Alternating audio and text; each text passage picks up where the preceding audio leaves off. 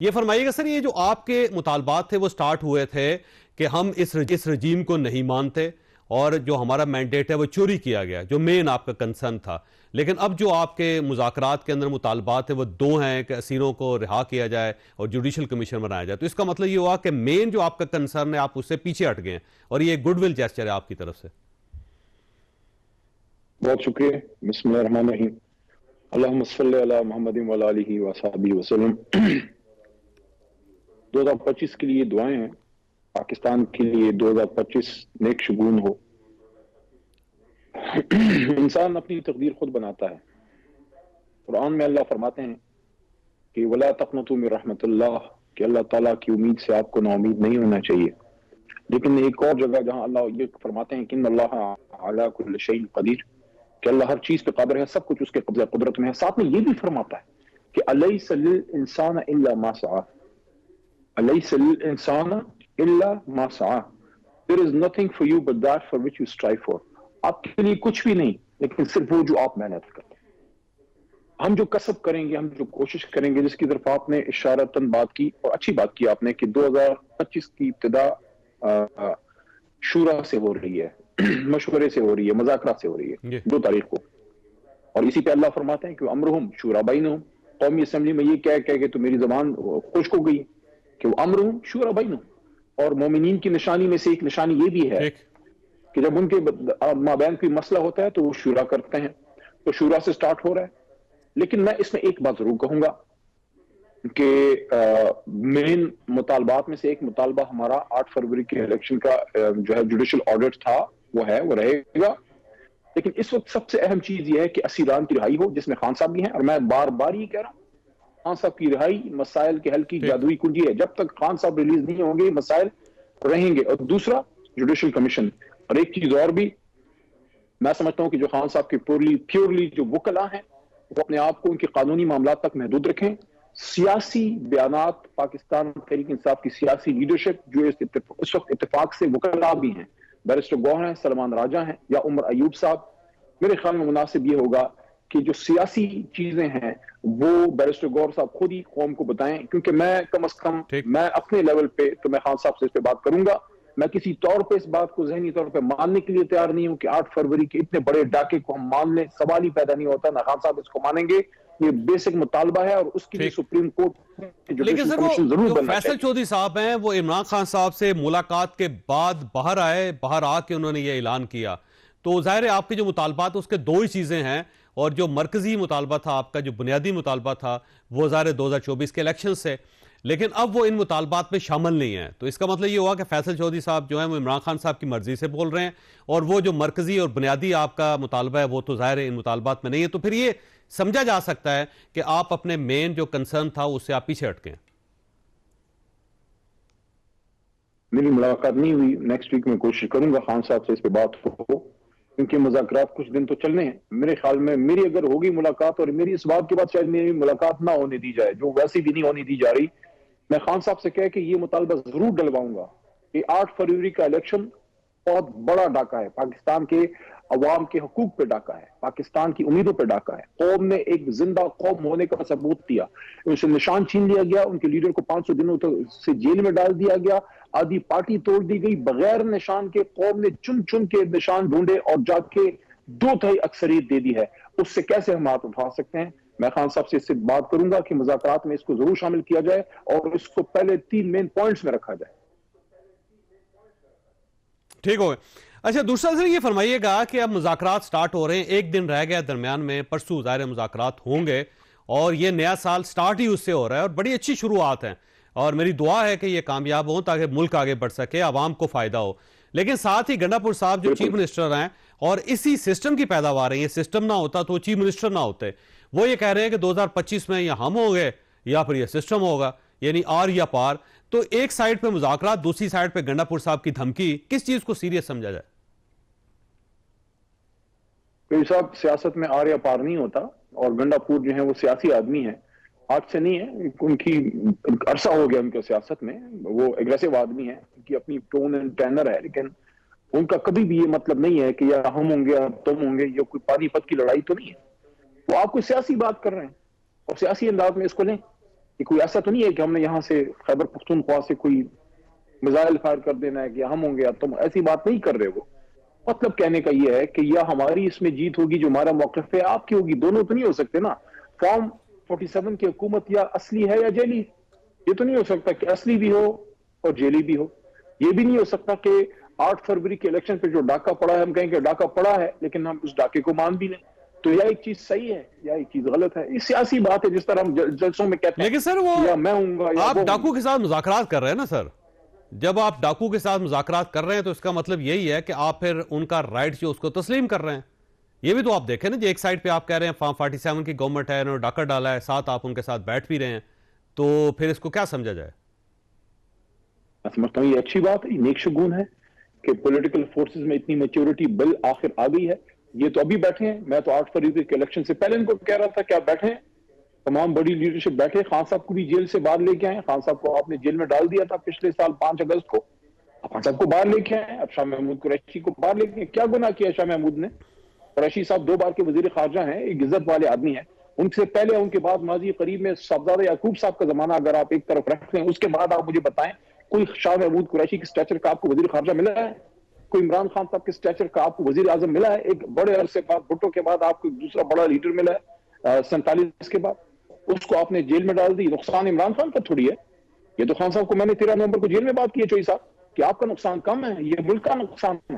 ملک کو ایک لیڈر سے محروم کر دینا جو پوری دنیا میں آپ کی ریپرزنٹیشن کر سکتا ہے، پریزنٹیبل آدمی ہے، بات کر سکتا ہے، قوم پیچھے کھڑی ہے، پاکستان کی بات کرتا ہے، کسی چیز پہ کمپرومائز نہیں کرتا، نیشنل سوورنٹی پہ کمپرومائز نہ کرنے کی وجہ سے 500 دن اس جیل میں پڑا ہوا ہے نا. کوئی بنی گالہ کی زمین کا جھگڑا تھوڑی تھا امریکہ کے ساتھ کہ میں آپ کو اڈے نہیں دوں گا. یہ بڑی باتیں ابھی ہو رہی ہیں. میں دوبارہ آپ کو کہہ رہا ہوں عمران خان دوبارہ وزیر اعظم بنے گا، وہ پھر کہے گا ایبسولوٹلی ناٹ. جب پاکستان کی بات آئے گی اس آدمی کے یہ نہیں ہے پاکستان پہ کمپرومائز کرنا. تو یہ اس طرح کے معاملات میں، اس طرح کے حالات میں اگر مذاکرات کی ٹیبل پہ ہم آگے ہیں، یہ تو بڑی اچھی بات ہے. یہ تو قوم کے لیے نیک شگون ہے کہ اتنی سخت مخالفت مخاصمت کے باوجود یہ فورسز پھر بھی بیٹھی ہیں. ایک دوسرے کو دیکھیں، آپ ٹیبل پہ کس کے ساتھ بیٹھتے ہیں؟ جس کے ساتھ آپ کا تنازع نہیں ہوتا اس کے ساتھ تو آپ ٹیبل کے آر پار نہیں بیٹھتے، ساتھ ساتھ بیٹھتے ہیں. ٹیبل کے آر پار اسی کے ساتھ بیٹھتے ہیں جس سے تنازع ہو. بدقسمتی تب ہوتی ہے جب تنازع والے سامنے بیٹھنے سے گریز کریں. اگر بیٹھ گئے دس از گڈ. اچھا علی صاحب، ایک طرف آپ یہ کہہ رہے ہیں کہ عمران خان صاحب نے پہلے بھی ایبسولوٹلی ناٹ کہا تھا، اب دوبارہ یہ موقع آئے گا تو پھر وہ ایبسولوٹلی ناٹ کہیں گے، لیکن آج آطف خان صاحب نے امریکہ سے مطالبہ کر دیا ہے کہ امریکہ کو اپنا اثر و رسوخ استعمال کر کے عمران خان صاحب کو رہا کروانا چاہیے. اور ایک دوسری سائڈ پہ آپ کی پارٹی جو ہے امریکہ کو دعوت دے رہی ہے کہ آپ درمیان میں آئیں اور عمران خان صاحب کی رہائی کے لیے ایفرٹ کریں. تو کس چیز کو سیریس سمجھا جائے، ایبسولوٹلی ناٹ کو یا پھر جو امریکہ سے ریکویسٹ کی جا رہی ہے اس کو؟ لیکن اس سے پہلے چھوٹی سی بریک، اور بریک کے بعد ہوتا ہے.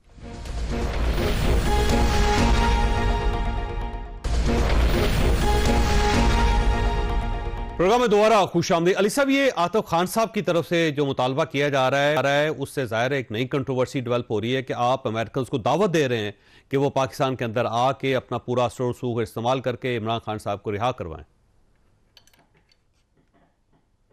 اپنی کیپیسٹی میں انہوں نے بات کی ہوگی. پارٹی کے مین جو سٹیک ہولڈر ہیں، عمران خان کے بعد اگر کوئی سٹیک ہولڈر ہے تو انہی کے نامزد چیئرمین جناب بیرسٹر گوہر ہیں. اور تحریک انصاف نے آفیشلی کسی بھی حکومت سے انکلوڈنگ امریکہ کوئی ڈیمانڈ نہیں کی، کوئی مطالبہ نہیں کیا کہ عمران خان کو رہا کریں. لوگ لابی کر رہے ہیں. عاطف صاحب بھی وہاں عمران خان صاحب کے ڈرائی ہارڈ ورکر ہیں، لیکن وہ وہاں پہ جو ایکٹیویٹیز کر رہے ہیں اور ان کے ساتھی اور بھی کر رہے ہیں، خان صاحب کے لیے ہیومن رائٹس کے ایشوز کو اٹھا رہے ہیں. وہ ایک علیحدہ چیز ہے. پارٹی کے آفیشیل پلیٹ فارم سے اس کا چیئرمین یا جنرل سیکرٹری جب یہاں پاکستان سے کوئی بات کرے گا تو اس کو پھر آپ یہ کنسیڈر کیجئے کہ عمران خان صاحب کی طرف سے یہ بات کی جا رہی ہے کہ عمران خان خود ڈیمانڈ کر رہے ہیں کہ مجھے آپ امریکہ والے رہا کریں. سوال ہی پیدا نہیں ہوتا عمران خان صاحب امریکہ سے ڈیمانڈ کریں کہ آپ مجھے رہا کریں. ہاں، وہ دوستانہ تعلق امریکہ کے ساتھ ضرور چاہتے ہیں اور ان کی ایکسپیکٹیشن امریکہ سے یہ ہے کہ امریکہ یا جو ٹو بی ویری ایگزیکٹ جو لفظ ہے وہ ہے ٹرمپ ایڈمنسٹریشن. جو خان صاحب نے میرے سامنے لفظ یوز کیا تھا اور وہ یہ تھا کہ ٹرمپ ایڈمنسٹریشن سے ان کی توقع صرف یہ ہے کہ وہ بائیڈن ایڈمنسٹریشن کے مقابلے میں ہمارے معاملات میں نیوٹرل رہے گی. اس سے زیادہ عمران خان صاحب کی کوئی ایکسپیکٹیشن نہیں ہے. اچھا، یہ فرمائیے ویسے علی صاحب کہ اگر کسی بھی صورت میں وہ کے اپنی رہائی درمیان کی طرف نہیں دیکھتے، وہ اپنے اللہ کی طرف، اپنے عوام کی طرف دیکھتے ہیں. ٹھیک. اچھا یہ فرمائیے علی صاحب کہ اگر مذاکرات کے درمیان گورنمنٹ گڈ ول جسچر میں عمران خان صاحب کو جیل سے نکال کے ہاؤس اریسٹ کر دیتی ہے بنی گالہ میں، تو یہ کیسا جسچر رہے گا؟ اور پاکستان تحریک انصاف اسے ویلکم کہے گی یا سمجھے گی کہ نہیں ہم اپنے لیڈر کو نہیں چاہتے کہ انہیں ہاؤس اریسٹ کیا جائے؟ نہیں، عمران خان ایک باز کی مانند ہے، کوئی ایگل ہے، ایگل کو پنجروں میں بند نہیں رکھتے، کیوں ہاؤس اریسٹ ہوں گے؟ کیا کیا عمران خان نے؟ وہ 500 دنوں سے جیل میں ہے، کوئی چیز آپ ثابت کر سکیں؟ سائیکل کیس ختم ہو گیا، ادریس کیس ختم ہو گیا، توشہ خانہ 1 ختم ہو گیا، توشہ خانہ 2 میں ان کی جو ہے ضمانت ڈیو ہے، کیوں وہ اندر ہوں؟ جو 1 سال سے آپ نے ان کو اندر رکھا ہے غیر قانونی، اس کا ذمہ دار کون ہے؟ اور کیا پاکستان میں غلطیاں صرف عمران خان صاحب سے ہوئی؟ قطر کے سانحے کا عمران خان ذمہ دار ہے؟ اے پی ایس جب ہو رہا تھا مرکز میں وزیر اعظم عمران خان تھا، پاکستان کے اندر جب امریکن بوٹس اترے تھے اور جب اسلام آباد کا ایبٹ آباد کا آپریشن ہوا تھا، عمران خان وزیر اعظم کا صدر تھا، عمران خان نے تو ایبسولوٹلی ناٹ کہا، اس نے تو دیکھیں غلطیاں تو سب سے ہوئی ہیں، عمران خان بھی انسان ہے، فرشتہ تو نہیں ہے، اس سے بھی کوئی نہ کوئی غلطی ہو سکتی ہے، لیکن یہ کہنا کہ سب دوش عمران خان کو ڈال دو، آپ کا خیال ہے عمران خان ریجیکٹ کر دیں گے اس آفر کو؟ اگر یہ گورنمنٹ کی طرف سے آفر ہوئی علی محمد خان صاحب، تو اس کا مطلب یہ ہوا کہ عمران خان صاحب اسے ریجیکٹ کر دیں گے؟ عمران خان صاحب جو ہیں ان کو بالکل ایک آزاد شخص کے طور پہ باہر آنا چاہیے۔ اگر وہ کمپرومائز والی سچویشن میں آپ ان کو باہر لاتے ہیں، نہ عمران خان مانے گا، نہ میرے جیسا شخص علی کبھی بھی اپنے لیڈر کو ہی نہیں کہے گا کہ آپ جو ہے ایک باز کے مانند آدمی ہیں، آپ ایک مرد قلندر ہیں، ایک درویش ہیں، آپ جا کے ہاؤس اریسٹ میں کیوں بیٹھیں؟ کیوں وہ باہر نہ آئیں؟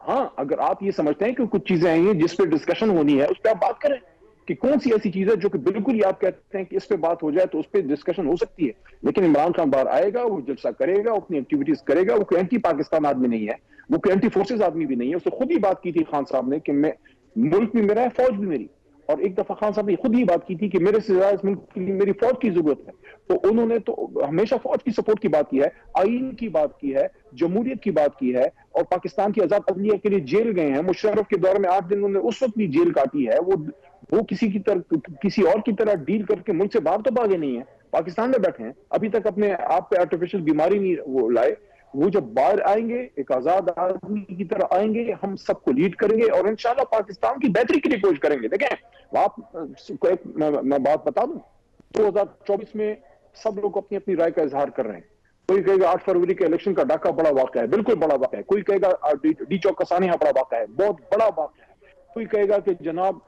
اور بہت سے واقعات ہوئے ہیں، لیکن میں سمجھتا ہوں کہ میرے لیے جو سب سے تکلیف دہ بات ہے وہ یہ ہے کہ ایک تو 500 دنوں سے ملک کا لیڈر جیل کے اندر ہے، جس سے اس کا نقصان کم، قوم کا نقصان زیادہ ہے، کیونکہ لیڈر ہمیشہ زندہ نہیں رہتا، اور دوسری چیز یہ ہے کہ جو فاصلہ پیدا ہوا ہے ہمارے اداروں اور عوام کے بیچ میں، یہ نہیں ہونا چاہیے، اس فاصلے کو ختم ہونا چاہیے، ملک کو بہت سے خطرات ہیں، اور اس کے لیے ضروری ہے کہ عمران خان باہر آئیں، وہ ایک سٹیٹمنٹ دیں گے، یہ فاصلے جو ہے وہ گھنٹوں میں فاصلے ختم ہوں گے، چیزیں واپس نارمل سی کی طرف آئیں گی، اور ان لوگوں کو بھی جو مقتدرہ میں بیٹھے ہیں، جو ذمہ دار لوگ ادھر بھی بیٹھے ہیں، ان کو بھی اس کا احساس ہونا چاہیے کہ جنگیں قومیں لڑتی ہیں، اور قومیں جنگ تب لڑتی ہیں جب فوج اور قوم یکجان دو قالب، اور اس کے لیے تمام سیاسی عسکری قیادت اور قوم ایک پیش پہ ہونی ضروری ہے، تاکہ ملک نیوکلیئر اسٹیٹ ہے، اس کی دنیا میں بے شمار دشمن ہیں، اندر کم از کم ہم ایک جو ہے پیج پہ ہوں، تاکہ ہم باہر کے دشمن کا مقابلہ کر سکیں۔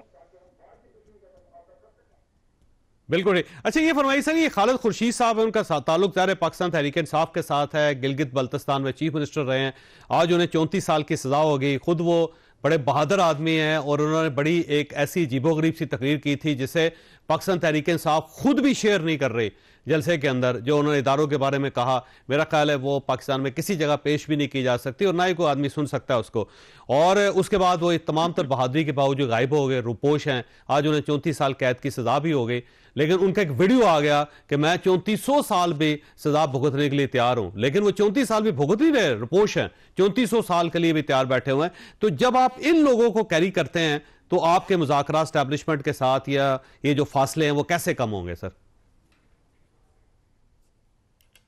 دیکھیں ہمارے پشتوں میں ضرب المثل ہے، اس کا مفہوم اردو میں بیان کر دیتا ہوں کہ اچھا دل اچھی باتیں کرتا ہے، برا دل بری باتیں کرتا ہے۔ جب یہ مذاکرات چل پڑیں گے، یقین کیجئے، میں بار بار یہ بات کر رہا ہوں کہ عمران خان صاحب کی رہائی جادو کی کنجی ہے۔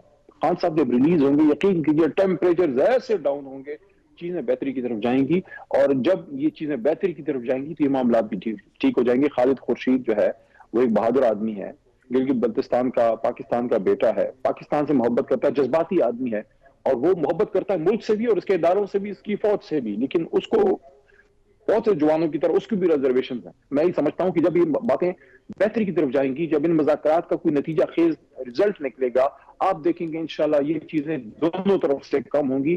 فی الحال ہماری نظریں 2 جنوری کے اس پہ ہیں، مذاکرات پہ، اور آپ جیسے لوگوں سے سب سے میری یہ ریکویسٹ ہوگی، آپ ان مذاکرات کے عمل کو سپورٹ کیجئے، اور اس وقت ہمیں کوشش یہ کرنی چاہیے کہ دونوں طرف کتنی ٹیمپریچرز آئی ہیں، سخت باتیں ہوئی ہیں، ہو رہی ہیں، ان حالات میں جو لوگ اندر کمیٹی میں بیٹھ کے کام کریں گے وہ بھی انسان ہیں، وہ باہر سے اثر لیتے ہیں۔